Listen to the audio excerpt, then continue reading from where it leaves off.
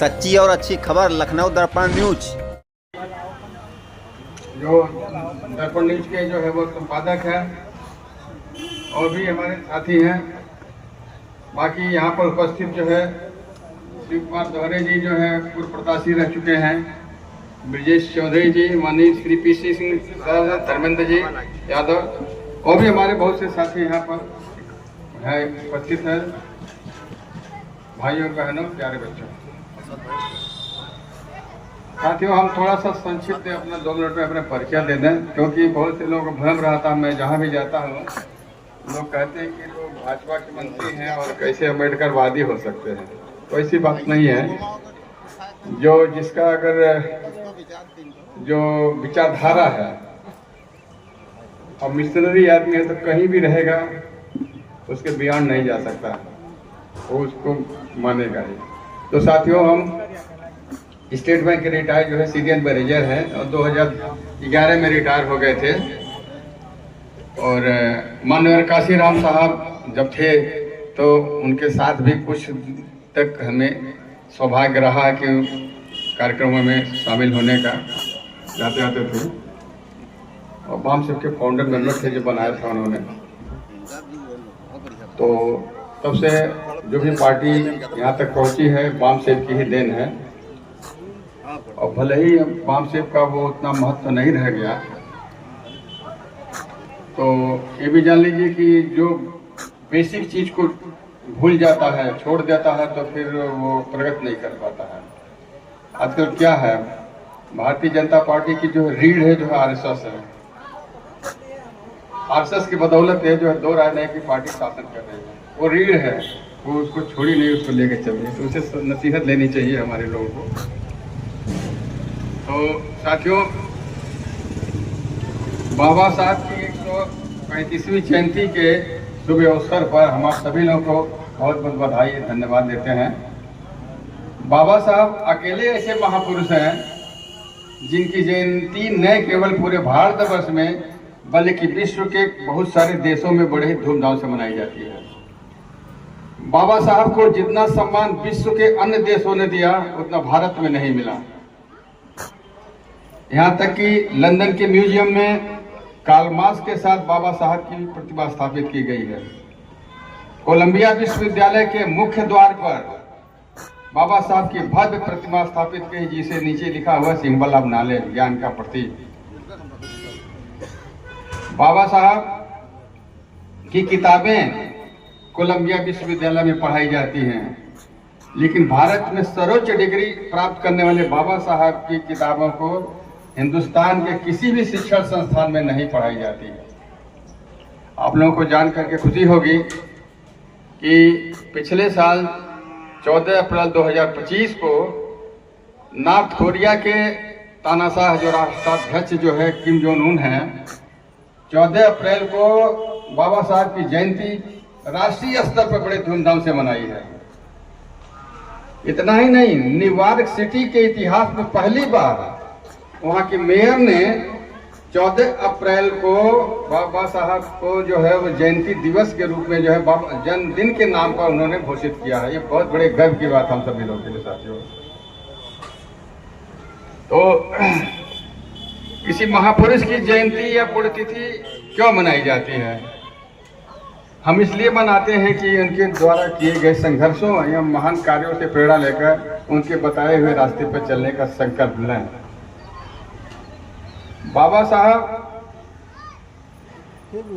का जीवन संघर्ष ही उनका संदेश है। उनके संघर्ष के बारे में पढ़ना चाहिए हमारे लोगों को। कितने संघर्षों के बाद बाबा साहब जो है कहां से कहां कैसे पहुंचे और वो संविधान लिखा और आज हम लोग यहाँ मौजूद हैं। शुरू से ही उनको जो है दुखों का अंत नहीं रहा, पढ़ाई से लेकर के जो है। इवन जब विदेशों में जो पढ़ने गए थे बाबा साहब, तो सयाजीराव गायकवाड़ ने जो उन्होंने जो छात्रवृत्ति जो है दिया था, तो बाद में जो है वो पैसा खत्म हो गया था, उनको वापस आना पड़ा। और उसके पहले भी जो है कई बार ऐसे सिचुएशन आए, बाबा साहब लाइब्रेरी में रात भर पढ़ करके ब्रेड और चाय खा करके रात पढ़ते थे। वहाँ का जो था, वहाँ का गेट कीपर था, वो कहता साहब जब कब तक आप बैठेंगे आप, चलिए बहुत देर हो गई। उनकी पत्नी जो है गरीबी के कारण जो है, उनके 4 बच्चे जो है असमय में मौत हो गई उनकी, गरीबी के कारण, उनका इलाज न हो पाने के कारण। और जब बाबा साहब पढ़ते थे तो जो है ये उनकी पत्नी जी जो है भोर में गोबर इकट्ठा करके, सड़कों पर इकट्ठा करके उपले बना बना करके बेचती थी, और उसका पैसा जो आता था बच्चों को परवरिश करती थी। और बाबा साहब को जब वहाँ से वो जो है वो कंकाल करते थे या चिट्ठी भेजते थे कि यार हमारे पास पैसे नहीं है, और जो है रमा जो है हमको जो है वो कुछ हो तो भेज दो, तो यहाँ से भेजती थी, जो उस समय पोस्ट ऑफिस से जो भेजा जाता था। तो ऐसे ऐसे कष्टों को सह करके बाबा साहब इतनी उच्च डिग्री प्राप्त किए। इससे हम सभी लोगों को नसीहत देनी चाहिए बच्चों को। देखिए शिक्षा जो है पर बहुत जोर दिया जाता है कि शिक्षित बनो, संगठित रहो, संघर्ष करो। शिक्षा का मतलब यह नहीं होता कि हम डिग्रियां ले लें, बहुत बड़ी डिग्रियां ले लेकर के हम आप सब शिक्षित हो, ऐसा नहीं है।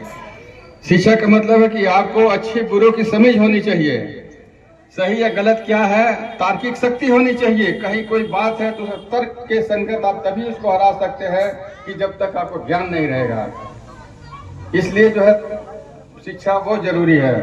अब हमारे यहाँ ढोंग पाखंड से भरा पड़ा है अपना जो है समाज, जो है सारे लोग उसी में लिप्त हैं। सबसे ज्यादा तो औरतें जो है पूजा पाठ पाखंड में उलझी हुई हैं। हमारे लोग जो है पैसे नहीं है, उधार लेकर के कंवरिया में चले जा रहे हैं। क्या मतलब है? पढ़ाई लिखाई में बच्चों को पढ़ा लिखा, उस पर ध्यान दो यार। पढ़ लिख करके ही जीवन स्तर ऊंचा हो सकता, सुधर सकता है, अपनी स्थिति, अपने परिवार की, समाज की दशा दिशा बदल सकते हैं पढ़ाई की बदौलत। बाबा साहब ने इसीलिए कहा था कि एक रोटी कम खाओ लेकिन बच्चों को जरूर पढ़ा सकते हैं। तो बाबा साहब का जीवन संघर्ष ही उनका संदेश है। उनके संघर्षों को जानने के लिए जिस प्रकार से ईसाई धर्मावलंबी जो होते हैं उनके जो है बाइबिल, मुस्लिम धर्म जो है उनके कुरान, सिख धर्म के लोग जो है इस तरह से जो गुरु ग्रंथ साहिब को जो जानना जरूरी है, उसी तरह से बाबा साहब के अनुयायियों को बाबा साहब द्वारा लिखित पुस्तकों को पढ़ना और जानना जरूरी है। भारत में प्रचलित जाति व्यवस्था के संबंध में बाबा साहब द्वारा लिखी गई बहुत सी जो है महत्वपूर्ण पुस्तकें हैं, जैसे इनहेलेशन ऑफ कास्ट, जाति का विनाश, भारत में जातियां और उनकी उत्पत्ति, विकास एवं विस्तार, अछूत कौन है, कैसे क्षुद्रों की खोज, ये सब किताबों को पढ़ना चाहिए। जब तक ये सब चीजों को पढ़ेंगे नहीं तब तक अपनी कुछ नहीं समझ में आए कि हम कहाँ हैं, हमारे साथ क्या हो रहा है, क्या होगा। तो साथियों, बाबा साहब ने कहा था कि जो कौम अपना इतिहास नहीं जानती है तो कभी इतिहास नहीं बना सकती। बाबा साहब को केवल दलितों का मसीहा कहना, उनके कद को छोटा करना होगा। बाबा साहब ने सभी समाज के दलितों, शोषितों, पीड़ितों, वंचितों के लिए, खासतौर महिलाओं के लिए बहुत बड़ा काम किया। लेकिन दुख इस बात का है कि महिलाएं इस बात को नहीं समझती हैं और न समझने की कोशिश करती हैं कि आज हमें समाज में जो बराबरी का हक मिला हुआ है और ऊंचे ऊंचे पदों पर बैठी हैं, और किसकी देन है। कहा जाता है कि किसी महापुरुष, किसी पुरुष की सफलता के पीछे स्त्री का हाथ होता है। ये नहीं कहा जाता है किसी पुरुष की सफलता के पीछे स्त्री का हाथ होता है। लेकिन आजादी के बाद महिलाओं की प्रगति के पीछे केवल एक महापुरुष का हाथ है, वो है बाबा साहब डॉक्टर भीमराव अम्बेडकर। वैसे महिलाओं के अधिकार के लिए कानून मंत्री के रूप में बाबा साहब हिंदू कोड बिल लाना चाहते थे। जवाहरलाल नेहरू से बात हो गई थी, उन्होंने इसलिए तैयार किया। तो अप्रैल उसमें 47 में भी उन्होंने बना के रखा था। तो उस पर जो सबसे ज्यादा विरोध तत्कालीन राष्ट्रपति डॉक्टर राजेंद्र प्रसाद और आरएसएस के श्यामा प्रसाद मुखर्जी, हिंदू युवा वाहिनी और कांग्रेस के दक्षिणपंथी धड़े ने इसका विरोध किया था। 2051 में क्योंकि ये था कि 47 में उसको नहीं पास कराया जा सका, इसलिए कि अगला आम चुनाव था और बड़ा कड़ा विरोध था, इसलिए जो जवाहरलाल नेहरू ने उसको जो है पास नहीं करा, जिसकी वजह से बाबा साहब ने कानून मंत्री पद से पद इस्तीफा दे दिया था। बाद में उसी सरकार ने, उसमें तो कांग्रेस की सरकार हुआ करती थी, उसी सरकार ने 2-3 चरणों में उसको लागू किया, उसी बाबा साहब के बिल को पास करके बाद में उनके जाने के बाद, बाबा साहब के जाने के बाद, न रहने के बाद, तब जो है उस बिल को 2-3 चरणों में लागू किया था। तो महिलाओं के लिए इतना बड़ा काम क्यों होना चाहते हैं? इतना ही नहीं, बाबा साहब के उस समय जो उनके विरोधी थे, बाबा साहब के पुतले जलाए थे, जीते जी उसमें जिंदा थे। यहाँ तक कि उनकी शव यात्रा निकाली गई थी, क्योंकि वो महिलाओं को अधिकार दिलाने के लिए उन्होंने कानून बनाया था। इसलिए महिलाओं को बाबा साहब के प्रति कृतज्ञ होना चाहिए। तो ऐसे थे हमारे बाबा साहब के संघर्ष के जो है वो 3। बाबा साहब संविधान संशोधन समय कहा था कि संविधान चाहे कितना ही अच्छा क्यों नहीं, उसको अगर लागू करने वाले बुरे हो तो बुरा ही साबित होगा, और उसको लागू करने वाले अगर बुरे हो तो वो संविधान अच्छा नहीं होता, और अच्छे हैं तो संविधान, बात उसमें जो कहा था बार बार, इस बात को आता है, चर्चाओं में बात होती है। लेकिन आजकल संविधान की स्थिति क्या है सबको पता है। हमारा संविधान धीरे धीरे डाइल्यूट करके सारे अधिकार खत्म कर दिया जा रहे हैं।